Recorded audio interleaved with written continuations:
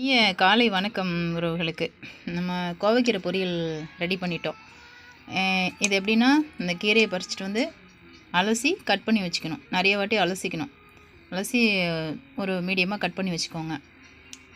எண்ணெய் ஊற்றிட்டு கடுகு, தாளிக்கிறதுக்கு கடுகு போட்டு, அதுக்கப்புறம் கொஞ்சம் கடலைப்பருப்பு, கொஞ்சம் உளுத்தம்பருப்பு போட்டுக்கோங்க.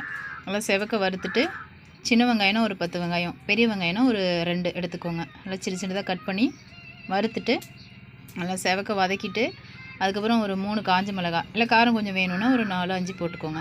கட் பண்ணி வதக்கிக்கணும். வேறு எதுவும் சேர்க்கக்கூடாது.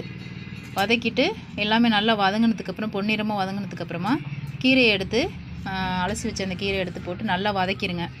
வதக்கிட்டு இந்த அளவுக்கு இப்படி வந்துடும். வதக்கினதுக்கப்புறமா உப்பு சேர்த்துக்கோங்க. உப்பு சேர்த்துட்டு அதுக்கப்புறம் அந்த துருவிய தேங்காய் கொஞ்சம், இது இப்போ தான் ரெடி பண்ணேன். நேற்றுமே நம்ம சேனலில் சமையல் வந்துட்டு இந்த கோவைக்கீரை தான். அப்புறம் சாப்பிட்டுட்டு பக்கத்தில் எல்லாம் நல்லாயிருக்கு, இன்னும் கொஞ்சம் செஞ்சு கொடுங்க அப்படின்னு சொன்னாங்க. அதனால் இன்றைக்கும் கொஞ்சம் பண்ணியிருக்கேன்.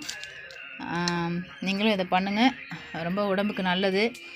இதை சாப்பிட்றதுனால நிறைய வயிற்றில் உள்ள அந்த சின்ன சின்ன அந்த பூச்சி, இந்த மாதிரி பூச்சி தொந்தரவு இருக்கிறவங்க அதை சாப்பிட்டா அது சரியாகுது.